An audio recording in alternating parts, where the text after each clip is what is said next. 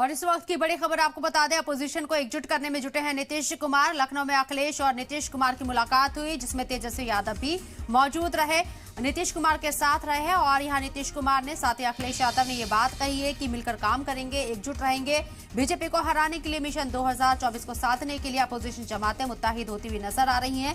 नीतीश कुमार ने ये जिम्मा उठाया है। पहले कोलकाता पहुंचे थे, ममता बनर्जी से उन्होंने मुलाकात की थी आज, और अब अखिलेश यादव से उन्होंने मुलाकात की है लखनऊ पहुंचकर। बिहार के डिप्टी सीएम तेजस्वी यादव भी उनके हमरा थे। प्रेस कॉन्फ्रेंस में दोनों ने इस बात की हामी भरी है कि काम कम हो रहा है, प्रचार ज्यादा हो रहा है, लोगों की सुनी नहीं जा रही है, महंगाई का मुद्दा है, कई दीगर ऐसे मुद्दे हैं जिन पर बात होनी चाहिए और सरकार उस पर काम नहीं कर रही है। इसलिए मिशन 2024 में बीजेपी को हटाने के लिए जितनी ज्यादा अपोजिशन जमाते हैं उनको मुत्तहिद करते रहेंगे। नीतीश कुमार ने ये बात कही है और ये भी कहा है कि और भी पार्टियों से वो मुलाकात करेंगे। वाज़ेह रहे कि नीतीश कुमार दिल्ली भी आए थे, अरविंद केजरीवाल से भी उन्होंने मुलाकात की थी, राहुल गांधी से भी उन्होंने मुलाकात की थी, और अब ममता बनर्जी के बाद अखिलेश यादव से उन्होंने मुलाकात की है। क्या कुछ कहा है, आइए देखते हैं।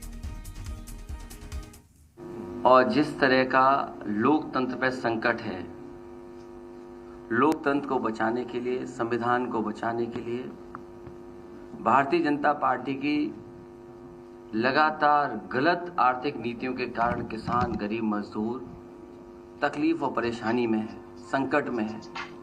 महंगाई चरम सीमा पर है, बेरोजगारी चरम सीमा पर है,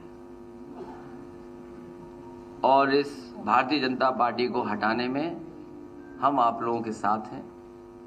भारतीय जनता पार्टी हटे, देश बचे, उस अभियान में हम लोग आपके साथ हैं।